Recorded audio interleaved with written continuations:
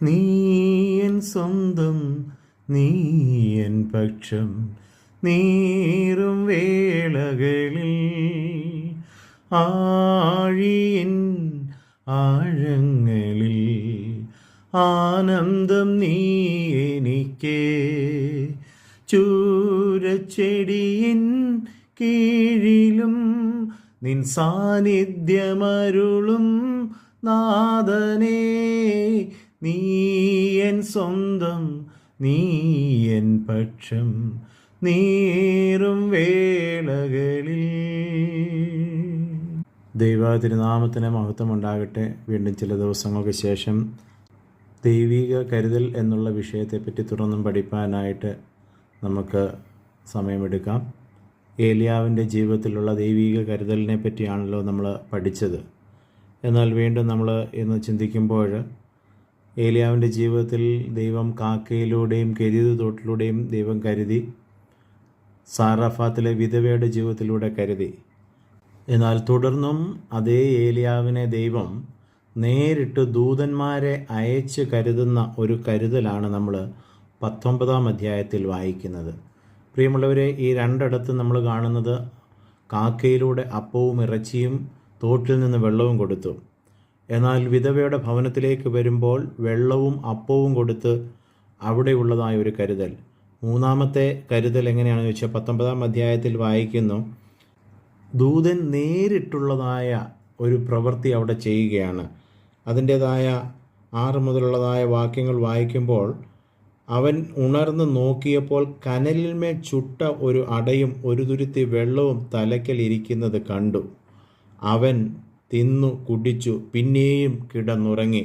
ഒരു വിശ്രമം, ഒരു ശാന്തത, ഒരു സ്വസ്ഥത ഒക്കെ അവിടെ ദൈവം നൽകുന്നതായിട്ട് നമുക്ക് കാണുവാനായിട്ട് സാധിക്കുന്നു. അതിനുശേഷം വീണ്ടും എന്താ ചെയ്യുന്നത്? യഹോവയുടെ ദൂതൻ 2-ാം പ്രാവശ്യവും വന്ന് അവനെ തട്ടി, എഴുന്നേറ്റ് തിന്നുക, നിനക്ക് ദൂരയാത്ര ചെയ്യേണ്ടതുണ്ടല്ലോ എന്ന് പറഞ്ഞു. അവൻ എഴുന്നേറ്റു, തിന്നു കുടിച്ചു. ആ ആഹാരത്തിൻ്റെ ബലം കൊണ്ട് 40 പകലും 40 രാവും ദൈവത്തിൻ്റെ പർവ്വതമായ ഹൊരേബോളം നടന്നു. അവിടെ അവൻ ഒരു ഗുഹയിൽ കടന്നു രാപാർത്തു. പ്രിയമുള്ളവരെ, ഇവിടെ എന്താ കാണുന്നത്? നമ്മൾ ഏലിയാവിൻ്റെ ചരിത്രം പഠിക്കുമ്പോൾ ഈ 17-ാം അധ്യായവും 18-ാം അധ്യായം തുറന്ന് പഠിക്കുമ്പോൾ കാണുന്നു, പല അത്ഭുതങ്ങളെ പ്രവർത്തിച്ച് മറ്റുള്ള ബാലിൻ്റെ ദൈവങ്ങളെയൊക്കെയും വെല്ലുവിളിച്ച് അവിടെ സ്വർഗത്തിൽ നിന്ന് തീയിറക്കി, അങ്ങനെ അവിടെ ദൈവത്തിൻ്റെ മഹത്വത്തെ വെളിപ്പെടുത്തിയ ഏലിയാവ്. എന്നാൽ അതിൻ്റെ 19-ാം അധ്യായത്തിലേക്ക് വരുമ്പോൾ ഇസബേൽ എന്ന ഒരു സ്ത്രീ കാരണം, അല്ലെങ്കിൽ ബാലിനെ ആരാധിച്ചു കൊണ്ടിരിക്കുന്ന ഈ സ്ത്രീ കാരണം ഏലിയാവ് ഭയപ്പെടുകയാണ്. കാരണം ഈ സ്ത്രീ അനേക പ്രവാചകന്മാരെ കൊല്ലിക്കുകയൊക്കെ ചെയ്തതിന് ശേഷം ഏലിയാവിനെ ഭീഷണിപ്പെടുത്തി, നാളെ നേരത്ത് നിൻ്റെയും ജീവൻ ഞാൻ എടുക്കുമെന്ന് ഭീഷണി മുഴക്കിയപ്പോൾ അവിടെ നിന്നും രക്ഷാർത്ഥം ഓടിപ്പോകുന്നതായ ഏലിയാവിനെയാണ് നമ്മൾ കാണുന്നത്. മരുഭൂമിയിൽ ഒരു ദിവസത്തെ വഴി ചെന്ന് ഒരു ചൂരച്ചെടിയുടെ തണലിൽ ഇരുന്ന് മരിപ്പാൻ ഇച്ഛിച്ചു. ഇപ്പോൾ മതി യഹോവേ, എൻ്റെ പ്രാണനെ എടുത്തുകൊള്ളണമേ. എത്ര ഒരു വലിയ നിരാശയുടെ ഒരു അനുഭവമല്ലേ, സങ്കടത്തിൻ്റെ ഒരു അനുഭവമാണ്. കാരണം ഇനിയും ഇവിടെ ഇതുവരെയുമൊക്കെ ഇങ്ങനെയൊക്കെ നടന്നു, ഇനിയിപ്പോൾ ഇനി രക്ഷിപ്പാനായിട്ട് ആരുമില്ല, ആശയെല്ലാം നഷ്ടപ്പെട്ടു. ഇനി ഈ ചുരച്ചെടിയുടെ തണലിൽ, അതും വലിയ പ്രതീക്ഷകളൊന്നുമില്ല, ഏത് സമയത്തും എന്തും സംഭവിക്കാം എന്നുള്ളതായ ഒരനുഭവത്തിൽ അവിടെ ഇരുന്ന് നിരാശപ്പെടുന്ന, അല്ലെങ്കിൽ ദൈവത്തോട് സംസാരിക്കുന്ന, കരയുന്ന ഏലിയാവിനെയാണ് നമ്മളവിടെ കാണുന്നത്. പ്രിയമുള്ളവരെ, പാടിയതുപോലെ ചൂരച്ചെടിയുടെ തണലിൽ ദൈവത്തിൻ്റെ ദൂതൻ കടന്നു വന്ന് ഏലിയാവിന് നേരിട്ട് അപ്പം ചുട്ടുകൊടുത്ത്, അത് ചൂടുള്ള, അവിടെ വായിക്കുന്ന ഇങ്ങനെയാണ്, കനലിന്മേൽ ചുട്ട ചൂടുള്ള അപ്പത്തെയും വെള്ളത്തെയും നൽകി. അതൊരു പ്രാവശ്യമല്ല, 2 പ്രാവശ്യം നൽകി ഏലിയാവിനെ ധൈര്യപ്പെടുത്തി, അവന് വിശ്രമം കൊടുത്തു. ആദ്യം എഴുന്നേറ്റ്, ക്ഷീണിതനാണ്, ഇത്രയും കാര്യങ്ങളെല്ലാം കഴിഞ്ഞ് വന്ന് ഒത്തിരി ക്ഷീണിതനാണ്. ആ ക്ഷീണിതനായ ഏലിയാവിനെ ആ അപ്പം കൊണ്ടും വെള്ളം കൊണ്ടും ബലപ്പെടുത്തി നല്ല വിശ്രമം കൊടുത്തു. നല്ലവണ്ണം കിടന്നുറങ്ങി. ഉറങ്ങിയ ആ ഏലിയാവിനെ വീണ്ടും ഉണർത്തിയിട്ട് അപ്പം കൊടുത്തിട്ട് പറഞ്ഞു, നീ എനിക്ക് വേണ്ടി ഓടേണ്ടവനാ. അതിൻ്റെ അവിടെ വായിക്കുന്നത്, ആ ആഹാരത്തിൻ്റെ ബലം കൊണ്ട് 40 പകലും 40 രാവും. ഇത്ര വലിയ ശക്തിയാണ്. ഇവിടെ ഞാൻ മനസ്സിലാക്കുന്നത്, നമ്മൾ പലപ്പോഴും നമ്മൾ ആഗ്രഹിക്കുന്ന നിലയിലൊന്നുമല്ല കർത്താവ് നമ്മളെ കരുതുന്നത്. നമ്മൾ പറയും അങ്ങനെ വേണം, ഇങ്ങനെ വേണം. നമ്മൾ പ്രാർത്ഥിക്കുമ്പോഴും പറയും, കർത്താവേ എൻ്റെ ഈ ആഗ്രഹങ്ങളെല്ലാം നിൻ്റെ ഹിതമായി മാറിയിട്ട് എനിക്ക് അങ്ങനെതാ കർത്താവേ, ഇങ്ങനെതാ. നമ്മൾ ആഗ്രഹിക്കുന്നതിലൊന്നും അല്ല കർത്താവ് നമ്മളെ കരുതാൻ. പക്ഷേ കർത്താവിൻ്റെ കരുതൽ അത് ശക്തിയുള്ള കരുതലാണ്, അത് നമ്മളെ നിലനിർത്തുന്ന കരുതലാണ്, അത് വളരെ വ്യക്തതയോടുകൂടിയുള്ളതായ കരുതലാണ്. ഏലിയാവിന് അപ്പവും വെള്ളവും കൊടുത്തു. കാക്ക കൊണ്ടുവന്ന് കൊടുത്തപ്പോൾ ഇറച്ചിയെങ്കിലും ഉണ്ടായിരുന്നു. ഇവിടെ അപ്പവും വെള്ളവും മാത്രമാണ് ഏലിയാവ് കഴിച്ചത്. പ്രിയമുള്ളവർ, ദൈവം തരുന്നത് അത് അല്പമാണെങ്കിലും അപ്പവും വെള്ളവും മാത്രമാണെങ്കിലും ദൈവം തന്നതാണെങ്കിലുണ്ടല്ലോ, അതിനൊരു ബലമുണ്ട്, അതിനൊരു പുതിയ ശക്തിയുണ്ട്. അത് നമ്മളെ നിലനിർത്തുന്നതാണ്. ഏലിയാവിന് 40 പകലും 40 രാവും മൂടുവാനുള്ളതായ, അതും നിരപ്പായ പാതയിലൂടെയല്ല, ഒരു പർവ്വതത്തിലേക്ക്, ഇല്ലയോ, ആ പർവ്വതം കയറുവാനുള്ളതായ ശക്തിയാണ് അവിടെ കിട്ടുന്നത്. ഇന്ന് പകൽക്കാലം എന്നെ കേൾക്കുന്ന എൻ്റെ പ്രിയപ്പെട്ടവരോട് പറയട്ടെ, ഇതാണ് ദൈവിക കരുതലിൻ്റെ മറ്റൊരു പ്രത്യേകത. ലോകം കരുതിയതുപോലെ അല്ല, ലോകക്കാർ തന്നതുപോലെ അല്ല, മറിച്ച് ഇത് ഇരട്ടി ശക്തിയാണ്. അത് ദൈവത്തിൻ്റെ കരുതൽ നമ്മൾ പലപ്പോഴും നമ്മുടെയൊക്കെ ജീവിതത്തിൽ നേരിട്ട് അനുഭവിച്ചവരുണ്ടല്ലോ.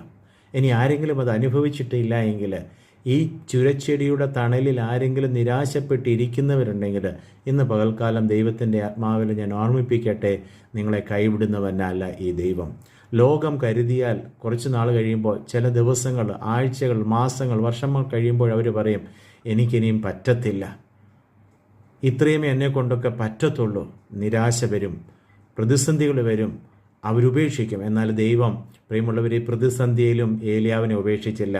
കാക്കയിലൂടെയും വിധവയിലൂടെയും കരുതിയ ദൈവം ഇപ്പോഴിതാ നേരിട്ട് പ്രവർത്തിച്ച് ഏലിയാവിനെ ബലപ്പെടുത്തുകയാണ്. ആ കരുതലാണ് നമുക്കിന്ന് ആവശ്യമായിട്ടുള്ളത്. അതിനുവേണ്ടി നമ്മൾ കാത്തിരിക്കണം. പ്രിയമുള്ളവർ, നിരാശപ്പെട്ടു പോകരുത്, പ്രയാസപ്പെട്ടു പോകരുത്. നമ്മൾ ആരുമില്ല എന്ന് ചിന്തിച്ച് നമ്മൾ ഒറ്റപ്പെട്ടു, എനിക്ക് ആരുമില്ല, എങ്ങും രക്ഷയില്ല, ഇനി ആത്മഹത്യ മാത്രം. കാരണം മനുഷ്യൻ അങ്ങനെയാണ് ചിന്തിക്കുന്നത്, ആത്മഹത്യ മാത്രമേ ഉള്ളൂ ഇനി ഒരു രക്ഷ, ഇനി അങ്ങ് പോയാൽ മതി, ഇനി ഇവിടെ ജീവിക്കേണ്ട എന്നൊക്കെ നമ്മൾ ചിന്തിക്കുമ്പോൾ അങ്ങനെയല്ല പ്രിയമുള്ളവർ. എന്നെപ്പറ്റി, നിങ്ങളെപ്പറ്റിയൊക്കെ ദൈവത്തിനൊരു ദൈവീക പദ്ധതിയുണ്ട്, ഡിവൈൻ പ്ലാൻ ഉണ്ട് പ്രിയമുള്ളവരെ. ആ പദ്ധതി പൂർത്തിയാക്കുന്നത് വരെ, അതിനുശേഷവും നമ്മളെ നിത്യതയോളം കരുതുന്ന ഒരു കർത്താവ്. ഏലിയാവിനോട് പറയും, നീ ഇങ്ങനെ ഇവിടെ കിടക്കേണ്ടവനല്ല, നിന്നിലൂടെ ഇനിയും അനേക കാര്യങ്ങൾ പ്രവർത്തിക്കേണ്ടതായിട്ടുണ്ട്. അതുകൊണ്ട് എഴുന്നേൽക്കുക, തിന്നുക, കുടിക്കുക, ബലപ്പെടുക, ഓടുക ദൈവത്തിന് വേണ്ടി. നമുക്ക് ദൈവസന്നിധിയിലേക്ക് നമ്മളെ സമർപ്പിക്കാം. ആരെങ്കിലും എന്നെ കേൾക്കുന്നവർ ജീവിതത്തിൽ ഇനി ഒരു രക്ഷയുമില്ല, എല്ലാം നഷ്ടമായി, ആരും ഇനി സഹായിപ്പാനില്ല, വലിയ സാമ്പത്തിക പ്രതിസന്ധി ആയിരിക്കാം, രോഗമായിരിക്കാം, ദുഃഖങ്ങളായിരിക്കാം, തലമുറകളെ പറ്റിയുള്ള ഭാരം, ആരെങ്കിലും എന്നെ കേൾക്കുന്നവർ അങ്ങനെ ഉണ്ടെങ്കിൽ ഇന്ന് പകൽക്കാലം പറയട്ടെ, നിങ്ങളിതുപോലെ ഒരു ചിരച്ചെടിയുടെ തണലിലാണോ നിങ്ങളായിരിക്കുന്നത്? ദൈവത്തിൻ്റെ സാന്നിധ്യം അവിടെയുണ്ട്, കരുതുന്നവൻ്റെ സാന്നിധ്യം അവിടെയുണ്ട്. അവൻ കരുതും. പ്രിയമുള്ളവരെ, എല്ലാം അടഞ്ഞുകൊള്ളട്ടെ, എല്ലാ വാതിലും അടയട്ടെ. ദൈവം പുതുവഴി നമുക്ക് വേണ്ടി തുറന്ന് നേരിട്ട് ദൈവം പ്രവർത്തിക്കും. അതൊരു പുതിയ ബലമാണ് ദൈവം തരുന്നത്, അത് ഇരട്ടി ശക്തിയാണ് എന്ന് നമ്മൾ മനസ്സിലാക്കുക. നമുക്ക് പ്രാർത്ഥിക്കാം.